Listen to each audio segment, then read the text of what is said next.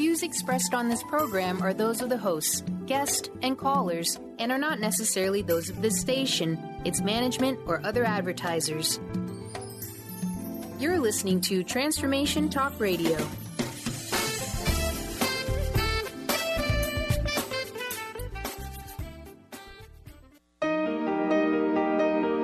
Welcome to the Dr. Pat Show. Talk radio to thrive by. Powerful, inspiring, and coming to you live, bringing you stories of people like you and me busting through and living life full out. Get ready to dare to wonder what your life would be like if you knew you could not fail. Hey, everybody. Welcome, welcome, welcome. I'm telling you, get ready, get all fired up right now. We got a great show for you today. And I'm Dr. Pat. I am Jonathan Leidich. Listen, everyone, think about this. Where human noise ends and the clarity of nature begins. Now, I know you have a sense of what I'm saying right there for a moment. When human noise ends. Now, if we were to get super quiet here in this studio, there's a light that usually goes on behind Jonathan. It's a yellow deal. I don't know if, Benny, we got that old school light anymore. Do we still have the old school? We don't. We removed that. Did you remove it? It was too old school. We were like, bye. Oh, my gosh. It was so much fun, though. I know. So in moments of quiet, there'd be that yellow light. That would just be crazy. It was basically no audio censored light. No audio censored. Right. Like, only after a couple of seconds, though. It wasn't like an hour or something. I think it started like around 8 seconds. 8 seconds. Yeah, pretty much. So imagine this. We are so programmed that 8 seconds of silence causes an amber alert to happen in a studio. Well, wait. Oh, not an amber alert. Like, just the light. It's a yellow light. I know, but it's not like, I've gone lost or you've gone lost. Or It's not. We're not gone lost. Just making sure everyone understands. Yeah, not that kind of amber alert. But it's a yellow alert, which flags everything, because what happened, there's a reason for the yellow light. Mm-hmm. The yellow light is to say, uh-oh, something wrong. There's no audio to the transmitter. No audio. The transmitter says, hey, where are you? Oh, where are we? And it's coming back to us saying, you're off the air. Right, you're off the air. But we're not. And if you're FCC regulated, you're off the air. Benny has to go into his protocol. But thank goodness that we do not have and we really don't, you're going to hear from Jonathan today as to how this is true. We don't have that yellow light. We impose that yellow light. We impose a sensor that says to us, if we're quiet and we're appreciating the quiet of nature, how dare we do that? How dare we take time to be quiet enough to get the clarity that we were meant to have. Now, I know you all listening to this show. I know you're feeling what I'm saying. I know. Because this morning you did what? Your 22-minute meditation? And I give you a lot of credit for that 22-minute meditation. But then there are some of us that did our 22-second meditation. I actually have a meditation chair. Jonathan is going to tell you, and this is why I'm so excited, what is it that we get to say yes to in life? Do we do it? Do we have this glorious plan that we create for ourselves? All the planets line out. We simply go from point A to point B to point C like this straight line. Or do we look at things as they show up in life and ask ourselves what else is possible here? Today's show is about that. I am so thrilled to have Jonathan join us here today to talk about life as an adventure. You're going to be hearing about his journey, his story, what he loves to do, what calls him to do it, and what it means in the day and age we live in to live life fully, and how this is not simply for the handful of people that you think maybe have a lot of money and really don't have busy jobs, but it's really our birthright. Jonathan, thank you. Thanks for joining me. Welcome, welcome, welcome. Thank you so much, Pat. I want to start out by asking you this question. I did a brief introduction because I think it's important for folks to hear your story. But as you really tell us a bit about it, I want to ask you one question. I know who you are a little bit. Given all that you're doing out in the world adventures, adventures, adventures. What are some of the challenges and what are some of the obstacles that you personally had to overcome to bring you to this very moment? Wow, thanks for starting with a really easy question. Where else would I start given what you've done in the world? What I had to do was I had to retrain myself to learn how to be a child again. I had to create experience of my life. I had to gain confidence. I had to learn humility, and I had to just put out every single day the best I possibly could. And what I had to do, though, was I had to let go of the outcome. I had to let go of the finality, right? I just had to concentrate on the quality of the process of how I do things, and really what I did didn't matter in the end.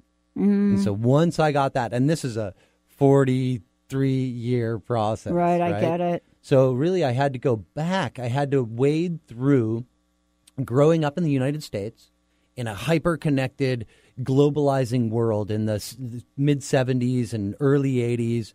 And transcontinental travel was becoming normal. And my little mountain town where I grew up in Evergreen, Colorado, it went through a transition where the beat-up old Ford trucks and with the ranchers spitting their tobacco out the window was getting it replaced with Lexuses and bankers from downtown Denver coming into the mountains, right, to live that John Denver Rocky Mountain high, but still connect to Denver on the daily basis. And so what I found was that I got...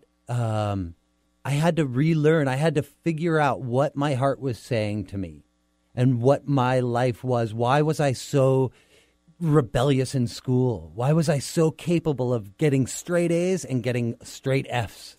Why did I have that? And why was I just not believing that being a sheep and doing what was predestined for me, it just wasn't the answer? And Patagonia became the answer for me at a very young age. And that, it wasn't a place.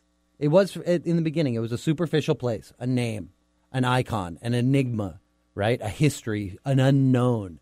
But it was exactly that about Patagonia that drew me, that so little was known. And so really from a young age, at 13 years old, I decided that I needed to go back in developmental time, and I needed to get to the place on the planet where there were no more humans, where I could finally start taking steps into wilderness that had never been trodden on by human feet, so that I could get to know zero development from a human standpoint, and 4.6 billion years of development on a planetary scale, or 5 billion, or let's go. Yeah. You know, people ask me all the time, Jonathan, they ask me, why radio, Pat? And I shared a little bit about the story. I didn't choose radio. It chose me. And I bet you get asked the same questions. Why Patagonia? I mean, for me, I'm like, oh, yeah, that makes total sense in some strange way, even though I know very little about it. But sometimes we're called. And it's hard to explain what called means in a logical, linear way. I want to ask you about the let's just call it the spiritual nature of this. Because this is, to me, when we're looking at, and spiritual is defined in many ways, you know, not necessarily in the way of religion, but it's in the way of connection. What is it about your heart that was so connected to this adventure? Well, to tell you the truth, I had no idea what it was. And this is just every day I learn what it is. I learn what that connection is. Like, why am I drawn towards Patagonia? It's gone through a 28-year transition now, or now a 30-plus year transition since I was 13 years old. My mother gave me a map, and I defined Patagonia as the place on the planet where there was no human infrastructure. It was the largest piece of land around the northern Patagonian Ice Field that had the least amount of names, the least written about it in the public library, when we used to go down to the library and check out books. And so when I got there, it was that place of the unknown. And so really, to me, it's a daily discovery. And so I'm so proud to be able to say that after 20 plus years of living in Patagonia, every single day I still wake up and I smile, I am grateful, and I say, what am I going to learn today about myself? Yeah. And you're also, though, sharing with people.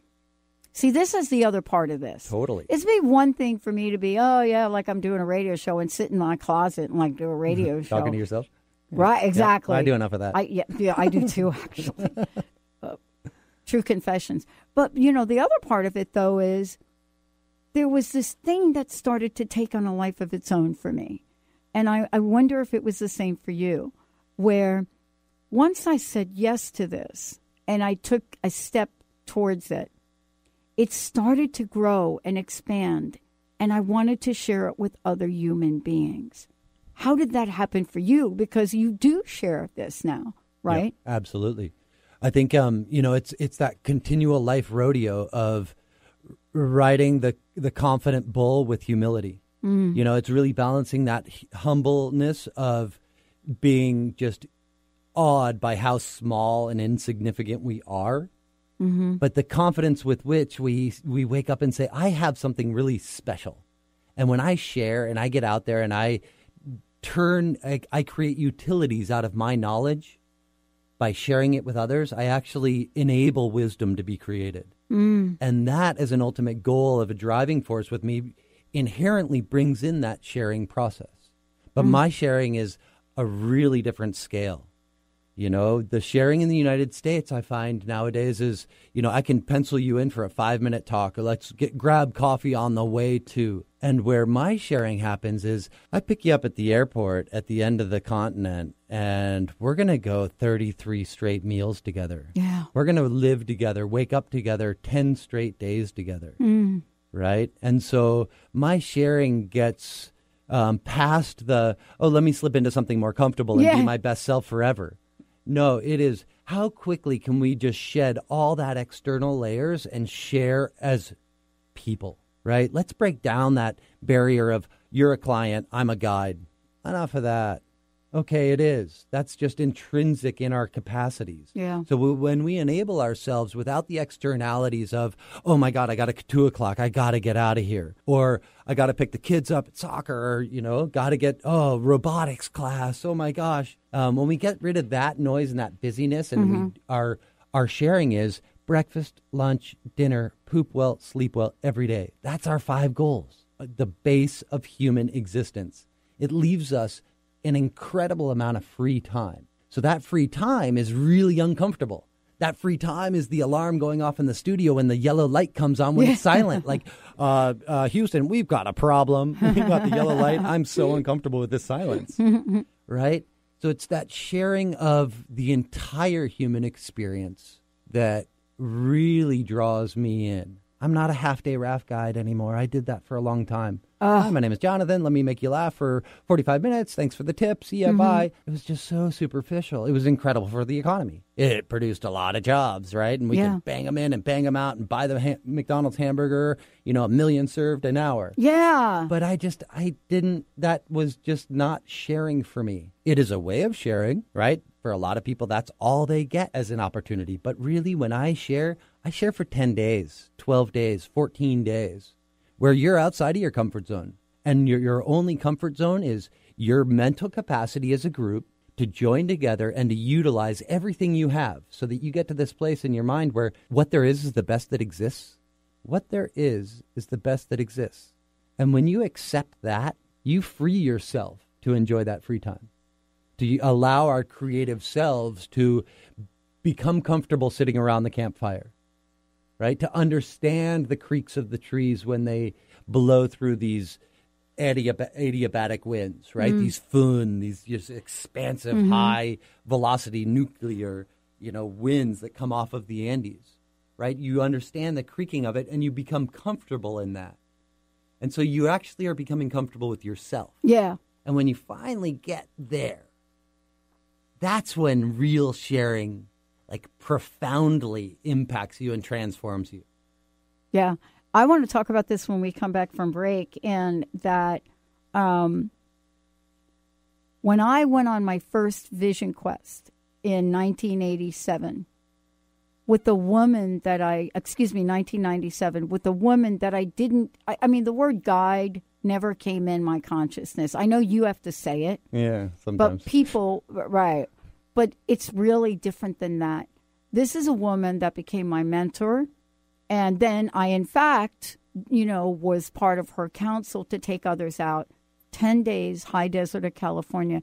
My first one, and this is why I want to talk about this when we come back. Once you experience what you just described, you're not the same. And I don't mean you're not the same because you have a different shoe size or, maybe you're going to get your hair done or, I don't know, maybe you put on a few pounds. You're not the same at the soul level.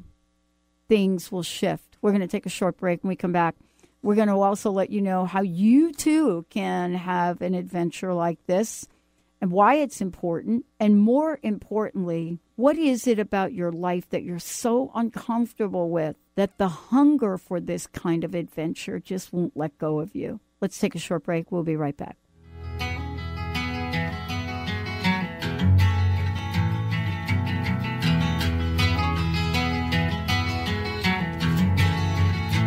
He was born in the summer of his 27th year, coming home to a place he'd never been before.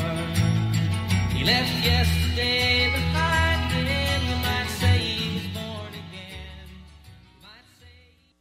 Brand consultant Jen Morgan is here with Radically Distinct Radio to help you take control of your future and maximize your brand's power to produce results. Whether you're an individual trying to reinvent yourself and launch a new venture, or you're an executive trying to reposition your company to modernize your sales and marketing programs, Jen Morgan and the RAD method empower you to play to your strengths and show up in the world as your most powerful brand. To learn more, go to jenmorgan.com. That's Jen with 2 N's, Morgan.com, or call 206-972-5366. To see your life from an angel's perspective, book a personal consultation with Claire Candy Huff, angelic walk-in angel Ariel at Angel Healing House. Candy provides intuitive counseling, Reiki, and angel readings in person in Los Angeles or nationally and internationally via phone or Skype. She will channel the practical tools you need to transform your life. Call now 831-277-3716 or visit angelhealinghouse.com. Live your magnificence, for the love of joy is a precious gift offered to us by Robert Schoenfeld, host of the Art of Powerful Living Radio. He takes us on an incredible 30-day adventure to expand our minds and hearts with the nectar of life, love, and joy. This book will help you bring more joy, love, health, abundance, adventure, romance, and magnificence into your life. Tune in to The Truth is Funny with Colette Steffen each Wednesday at 8 a.m. Pacific, 11 a.m. Eastern on TransformationTalkRadio.com. This hit show will have you thinking outside the box and riding the wave of infinite potential. Join Colette on the Higher Self Network, inspiring listeners to shine their brilliance and ensure success while roaring with laughter as they recognize the humor of the giant cosmic joke. Visit thetruthisfunny.com. Are you traveling most of your day? Do you want to take Transformation Talk Radio with you anywhere you go? Well, guess what? There's an app for that. Just go to the App Store on your Apple device or the Google Play Store on your Android and search Transformation Talk Radio. Catch all of our live shows no matter where you are. Thanks for listening. Discover the healing medicine from the giant monkey tree frog Cambo. Cambo practitioner Ginny Rutherford and professional psychic Todd Rolson have come together for lively discussions of alternative healing medicines from the Amazon. Ginny and Todd bring you Cambo Talk Radio. Tune in each Monday at 1 p.m. Pacific to hear from guests all over the world with real life stories and the medicinal benefits of Cambo. For more information, visit cambokiss.com. When he first came to the mountains, his life was far away, on the road, hanging by a song. But the string's already broken, and he doesn't really care. It keeps changing fast, and it don't last for long. If the Colorado Rocky Mountain High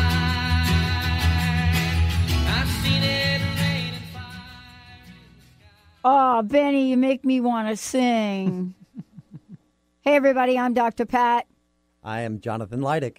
And Jonathan and I are here to talk about life's choices for me. And what does that mean when you have a choice? You have a choice. You have a choice. You get up every day. You make a decision to get up every day. You go to a job. You're making a decision to do that.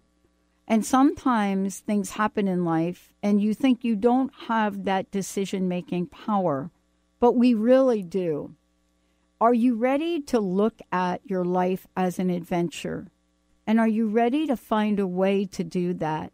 You know, I was sharing, Jonathan, with you during the break that I had the honor of taking a 10-day trek in the high desert of California with a woman that had done this for 30 years.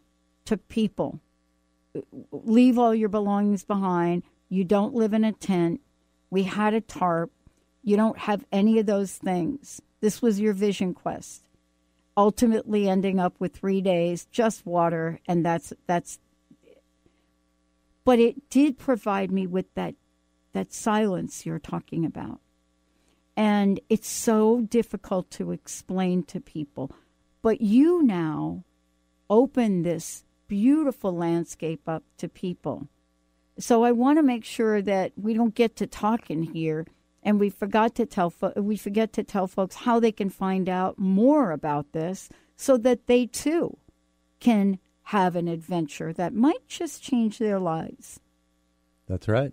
Yeah, it sure can. Mm-hmm. You know, you can lead a horse to water, but you can't make him drink.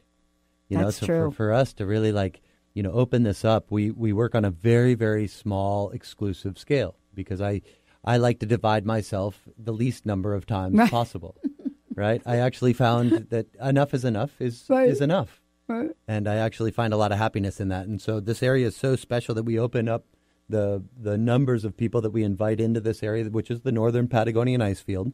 It's the world's third largest continental ice sheet on the planet, and it's the most temperate of the ice fields. And so it's so close to the equator that it's temperate, which means it's 0 degrees. And so it really is like also a canary in a coal mine for climate's effects on glaciers. And before I ever got there, the human history goes back only 80 years into these valleys, where I live now and where I enjoy sharing these treks and these experiences with. And really, you know, you say adventure, and I think we kind of take adventure as like it's a word that means a lot. But in the end, what adventure is embarking on something you don't know the end result of. In a way, it's kind of like life. Come live life with us, because we don't really know what the end result of life is going to be. And so what we did, we built a 10-day hut-to-hut trail on the northern Patagonian Ice Field. And we're the only ones that can walk it. Wow. So we own some of the real estate on the way in and the way out. And we also work with the National Park System with an exclusive commercial concession inside the National Park, UNESCO World Biosphere Reserve. And we share it with 111 tourists or guests every year from around the world. They've come from 47 different countries to walk with us. We also share it with 111 local students. So for every guest that comes from around the world to be a tourist, in quotes, we share that with a local student to get to know their backyard with a curriculum based on experiential education and the hydrologic cycle of Patagonia. The other people that we share it with are scientists from around the world, because it is the canary in the coal mine in a lot of ways for climate research, what's going on with freshwater, saltwater balance, the health of our planet, and the natural harnessing of energy and how it flows through water and how that affects us as humans. And so we work with a lot of scientists from around the world measuring these climatic effects on these glaciers, which gives us a great ability to see the past, understand the present, to therefore hopefully someday kind of understand and prepare for the future and how that looks in a dynamic fashion. Mm-hmm. What I love about this, and for those of you out there, you can find out more. Why don't I make sure I give you a website, because we can talk about it, but this is breathtaking for you to see. If you go to Patagonia Adventure Expeditions.com, you can find it, or go to the drpatshow.com or transformationtalkradio.com and just click on Jonathan's picture. That is the best way to. You could click on mine. It's all part of the same thing, but it'll get you here. I learned, I'm a girl from the Bronx. You know, Yep. I was telling you I moved out here to the Pacific Northwest, and that was mind-blowing for me. Yep. I mean, I've never seen such beauty, really. You know, when I was on the East Coast, I really didn't get around very much. And then I had this experience to go with this beautiful woman, Sidonia Cahill, and appreciate parts of California that most people don't even know of. But the word respect comes to mind. You know, I discovered an incredible respect for the planet that I never had before. And it's hard, you know, we have to put a word to it, but I don't really know how to describe it in a way that people would experience this with you. Because I think, don't you think parts of it are indescribable? Absolutely. Yeah. Absolutely. Yeah, you're not going to capture it in a photograph. You know, and when we talk about respect, you know, I think a lot of times it's easier to respect things that are outside of ourselves, where really what we most need is to be able to respect ourselves. Yeah. You know, and giving yourself that time and space to respect and love yourself actually is one of the secondary results of being in a place so majestic as the High Sierras or the Andes or the Patagonian Ice Fields. Yep. And I really would fathom saying, even in the line at the bank when you're frustrated. Yeah. You know, and you're just like, I cannot believe I'm standing in a line at a bank to cash this check. I cannot believe I have to wait. And, oh, it's so hot. And when are they going to ever get this done? And you're standing in the line.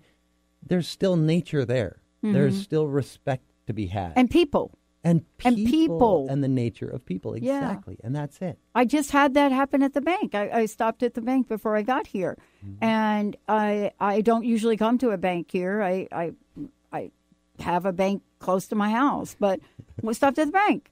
And the woman that was at the, she said something to me like, "Oh, unlimited possibilities," because that's my company's name. Awesome. And I said, yeah. She says, like, "Okay, so what do you do?" And I said, "Oh, well, we're a media communications and broadcasting network." And that came out of my mouth. And I thought, when did that happen, Pat? When, what?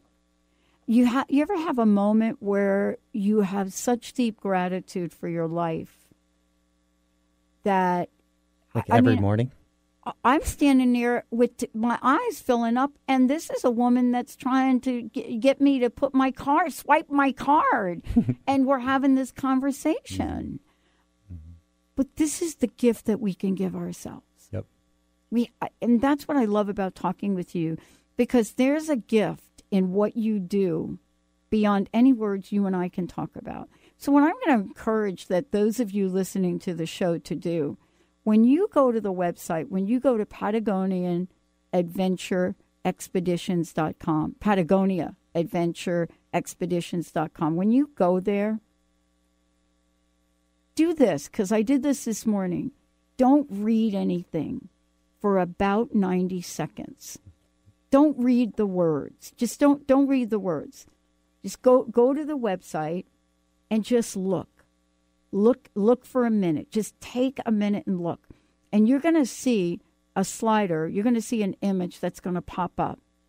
And I just want you, just for this short, brief minute, imagine you're that person that's standing there. Just imagine for just 90 seconds what that must feel like. Give yourself that time to have your heart fill with the possibilities of what you could experience, because we don't even take 90 seconds for that. Nope. You don't have 90 seconds because somebody's honking at you. That's what I did when I first went to the website. Beautiful. I was like, Linda's like, did you read about Jonathan? Did you read about, and this was like, I don't know, a month ago. And I said, I'm just watching the video and I'm looking at the pictures. And I'm like, and I said to her, there's one of the pictures on the website. And I'm like, oh my God, I wish I was one of these people trekking. You know, you could see them. And she says, well, you're afraid of ice. and walking on ice. And I said, oh, that never entered my mind. Isn't that interesting? Yep. I want to ask you this question. Because we'll get you to think about it not walking on ice, but walking on water. I didn't even think about it. Right. Don't think about walking on. What are we talking about here?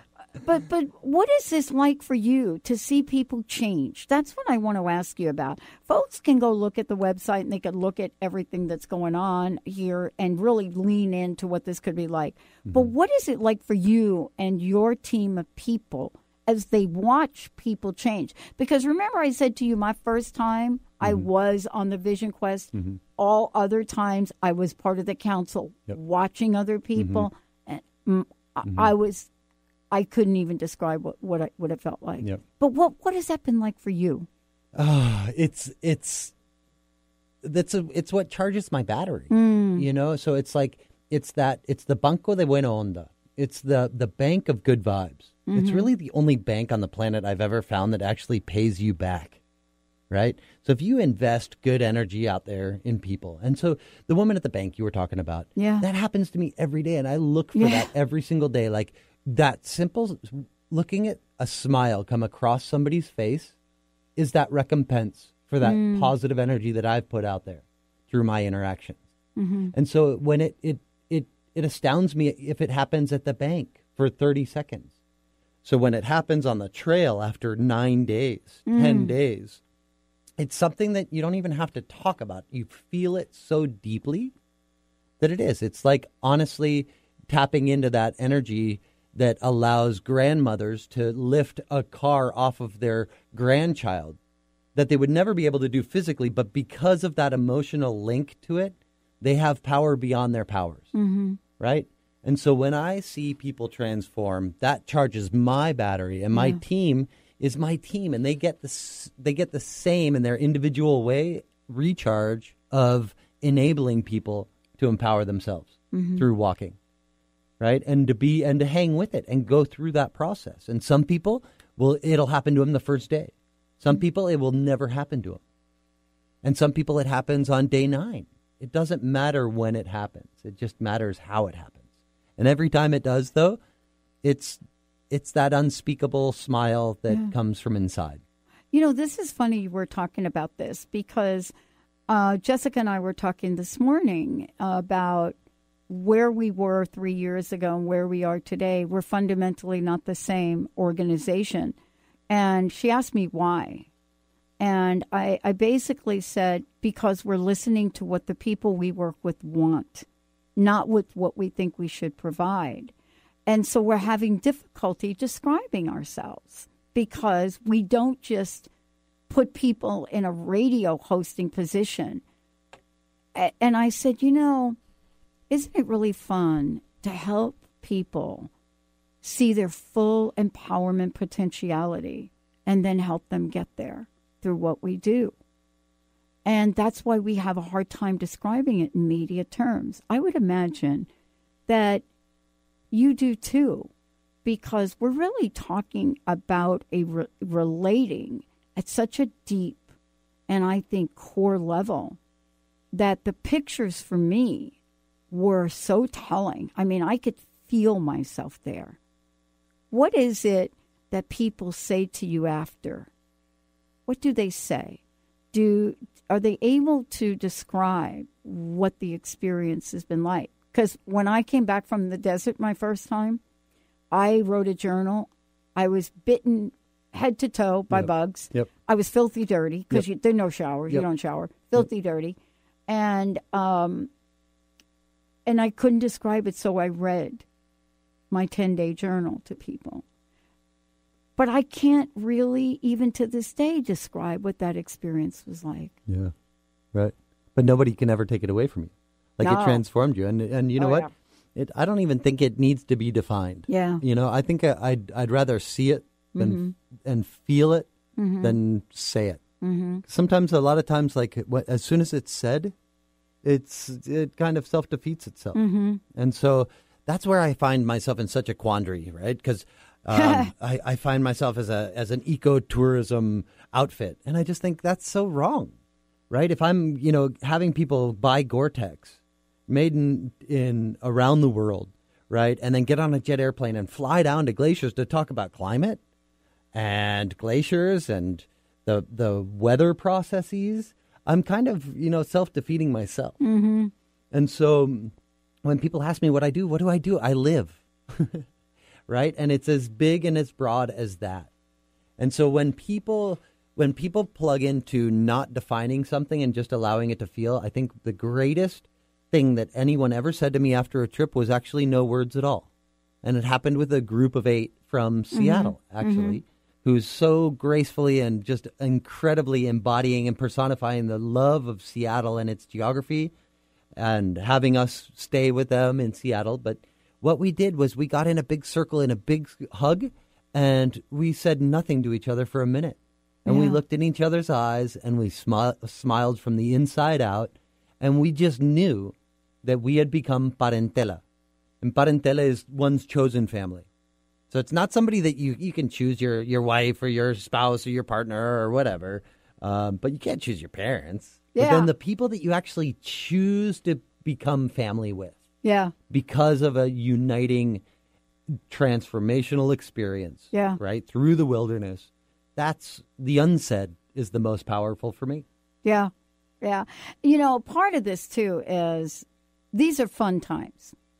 I mean, I can look at these as fun times. Yeah. There were some funny moments. I mean, you would think, mosquito bitten, bug bitten. There were funny moments out there, So I actually do a talk when I'm asked to keynote speak. There's a talk that I give that if you could choose anywhere in the high Sierras where to build your medicine wheel, where would you choose? Mm-hmm. And then I talk about, I decided to find the highest point that I could find, that I could carry all the water I needed for like 4 days, up a hill, on the top of a hill, and I found this wood thing, beautiful driftwood pile. Yep. And I'm up there, and I'm in the rock, there's rocks, and the sun is beating down on the rocks, and you got to build your medicine wheel, and once you get in the medicine wheel, you cannot come out. You can't come out for 24 hours. And I tell the story of, you might want to look at who lives in the driftwood before you close that medicine wheel. And and my gosh, for 24 hours, day and night, I shared that space with a family of lizards. Nice. But, these are the things that you get to experience. That's right. Right? Yep. What do you find in your life and what you do? What is the message that you take from this experience and bring forth to the world? That we're the drivers of our lives, that we are truly the captains of our boats, that we don't have to be sheep, we can be shepherds. Mm-hmm. Right?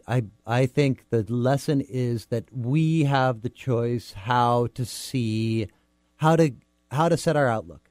We can choose to go down the negative path or the positive path. And with the more diverse experiences you have in life, the darkest of dark, to get to know the whitest of whites. If you can get to know 100, it means nothing if you don't know 0. So really it does, take on this yin and yang, this, there's 2 sides to every coin. Mm-hmm. And so the challenge for me is to have empathy for those extremities of the duality of everything, and then the empowerment of me being able to choose how I am going to present myself with that information. How am I going to represent it? How am I going to think about it? My flight's canceled. I'm going to lose a meeting. If I just turn around and say, I accept that, I'm not going to bring a new airplane here because I can't. All right. I'm going to wait for my flight, and I turn around and I can promise you that I'm going to, at some point, find an amazing person to get into a conversation with. Yeah. That's going to turn me on to another 1,000 doors that are just a beautiful adventure in themselves if I choose to go down it. Mm-hmm. Or I can sit there and I can rake on the person behind the counter. And what does that do? That just leaves people not wanting to smile. And so if it's really about smiling at the end of the day, right, you have to be realistic. You have to understand that negative side, but you have to see both and then to empower yourself to choose. I want to ask you a question because, I want to make sure people know that there's an opportunity for them to participate. What is the best way for people to find out more? I mean, we live in the adventure capital. The listeners that listen to this show, they are the best on the planet, and they're like all in. And I could see the text that I just got here online that says, "Are you going to tell us how we can go on this trek?" Yeah. All right. I'll give you some data. I mean, so this is it's because this is an invitation. First and foremost, you have to make sure that this is the right trek for you. Yeah. Because I don't like to do things that are not don't cross off the three important things. Like it's the right thing, the right people at the right time. And so once that's set, it's a moral agreement that we make that we're going to come walk with us. And so what does that mean? That means that you're going to hop on our website, adventurepatagonia.com or Patagonia Adventure Expeditions.com, and get in there and write me. Jonathan, I get the contact emails, right? We're a small little company with a lot of power. So get in touch with us on the email, and I will send you our calendar. What you can expect from us is that we will take care of your breakfast, lunch, dinner. We will give you everything that you can poop well, which is a part of the health, and definitely to be able to sleep well. And so giving you that basics and giving you exclusive access into this wilderness, you're going to go walk, you're going to sweat, you're probably going to bleed at some point. You're going to get tired, you're going to get hungry, you're going to have challenges. You might even cry. I love tears. They are one of my favorite things on the planet. Besides like hot pretzels and really good mustard. But I love those too. I know. Oh my God. I know. I felt it. I got the vibe. Did you get it? Yep. Let's go for a pretzel after this. Oh my God. Pretzels are like the and we will feed you. And so what you do is you get online, and this is not, it's expensive. So to walk with us for 10 days is $6,000, the land cost.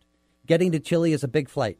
You're going to fly overnight from either L.A. or Toronto or Miami or Dallas, and you fly overnight on LATAM Airlines. And you get to Santiago, you fly 2.5 hours south of there to Balmaceda Airport. That's where Andres Mora or Andrew Blackberry will meet you. And he is the logistical mastermind of this island inside the continent of the Aysen region. He will get you down to us, where you will meet your guides. And to walk with us means you're going to go out for 8 days, camping out. There's one guide for every guest on every trip. So every single guest has their own personal guide for those moments where it's nice to have that hand there. These guides are amazing. They are the personification of the highest quality geography you could imagine in a human form. They personify Patagonia like no other. And they will take you on a companionship experience that gives you access to just that. Transform yourself.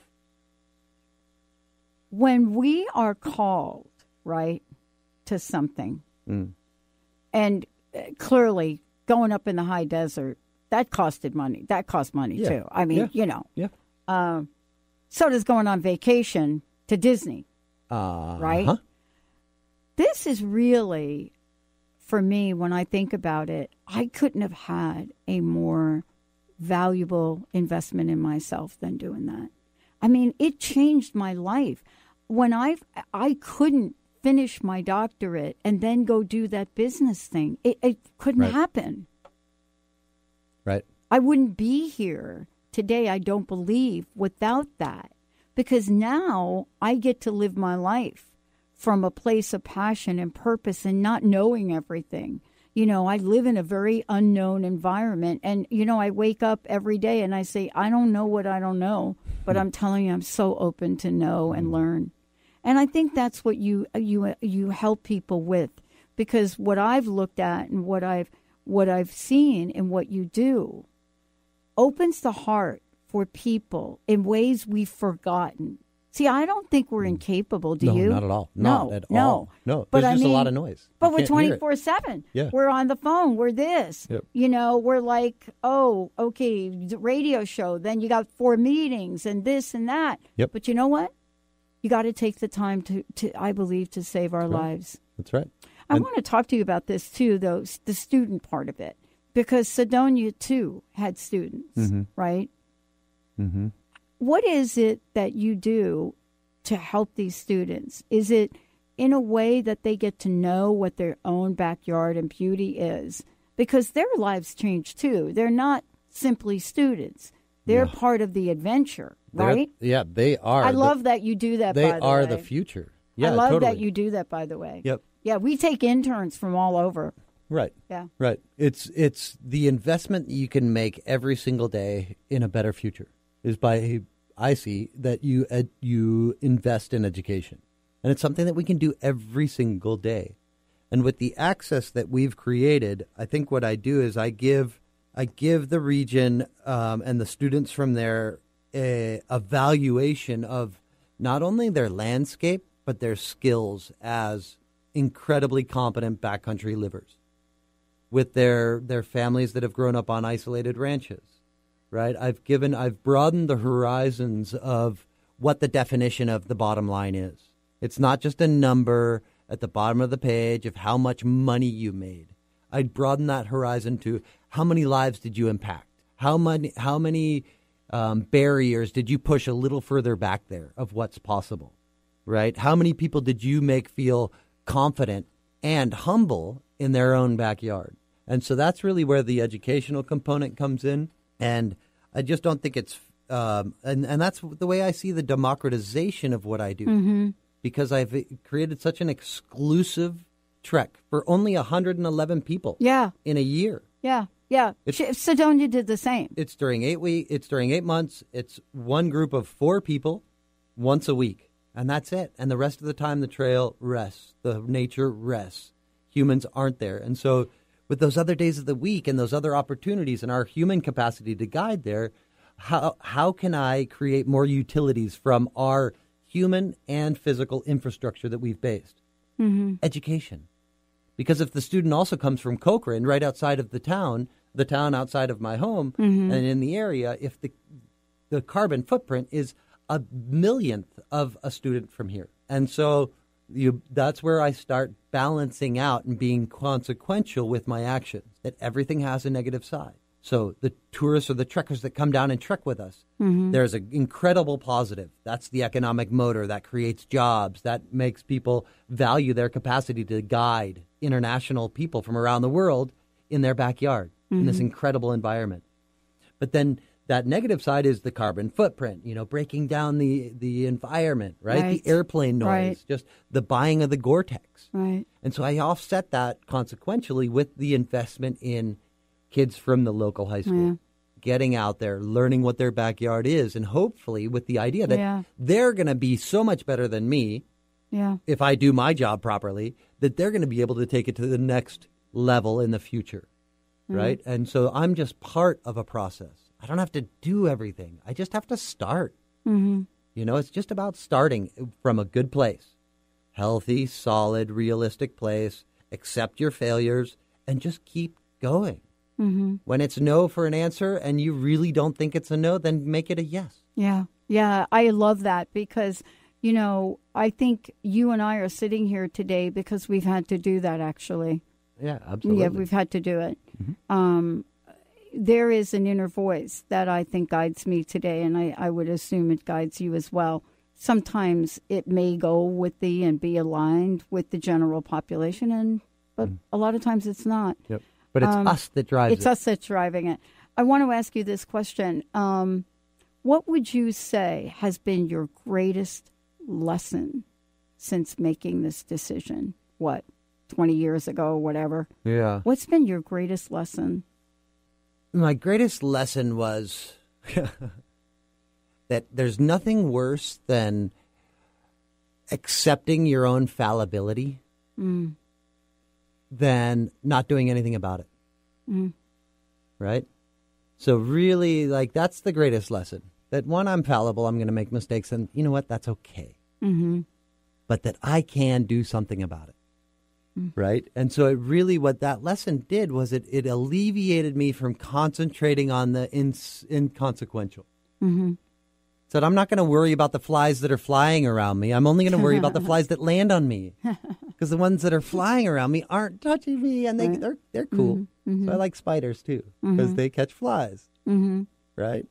And so what it did, it really focused me to concentrate on really what's important. instead of getting caught up and wasting time on things that are unconsequential. Mm-hmm. In the world today, we started this show out talking about the noise. And, you know, if you were to take a poll, and there are people that take these polls. Oh, surely. And they ask people. And they're always 100% correct. They're like 1 million. 1,000,000% correct. 1,000,000. Got it. Yeah. That's at least 1,000,000% Great correct. stat. You're right on it. Thank you. I know. Did you like that? I love it. Yeah. That's exactly right. Fact checker. The one question that generally they don't ask is, if you really wanted to do something in life, but you were really afraid to do it, do you have what you need to have to take action? See, I think that's the question. Because I'm not saying, looking at this adventure, that there aren't some of these photos that make me a little bit scared. Mm-hmm. But would that be enough to hold me back? If it is, it should. And if it's not, it won't. It won't. Yeah. You know, this hour has gone very, very fast. I want to thank you so much for today. And, you know, for those of you that I know that have called into the show and you're listening to this from wherever you're listening, especially my Australia friends out there, this is where you get to ask yourself the question, am I worth giving myself back? That was the question I had to ask myself. One last question for you, Jonathan. Thank you. What's your personal message? What would you like to leave us with today? Oh, my gosh. I think the word... Yeah, the personal message is definitely this, that the quality and the value of diversity is not about the sheer numbers of different things you have going on, but about how well those different things get along. And so to land that into a personal message, it's don't concentrate on who is your friend. Mm-hmm. Concentrate on how is your friend. Concentrating on the quality of relationships, right, with the base of being honest, telling the truth, doing the best you can, and letting go of the outcome is a baseline for finding that magical wilderness in the bank line. Finding that inner voice where you can quiet things down. Hearing that inner voice. If you really concentrate on the quality of your relationships, of yourself with others, everything else will fall in line. I love it. And again, we can, those of you listening here or watching or whatever you're doing, go to the website. There's a lot of information here. And by the way, there's a couple of other things here, too. Patagonia Rising I saw as well. Yep, Patagonia Rising was a great documentary filmed about the dam issue, that dam issue. Yeah. And kind of, you know, the end result, how do we want to value our land? Do we want to value it with the kilowatt hour, or do we want to value it with its intrinsic nature? Yeah. There's another one, a Red Bull. We trained incredible Red Bull athletes in a Shaolin monk methodology of taking them out of their normal habitat, which is the water, and taking them into the mountains and training them spiritually, mentally, and physically to augment that millisecond capacity to make life-defining decisions when they're underneath the 80-foot wave. Wow. There's a great articles on Earth magazine. Yeah. There's some in French. There's some in German. You can find a lot of different ones on the website. They're incredible. So. And for those of you, go to Patagonia Adventure Expeditions.com. If you've missed any part of this, going to play it later on tonight. Thank you all for tuning us in, turning us on. Thank you, Benny. We'll see you next time.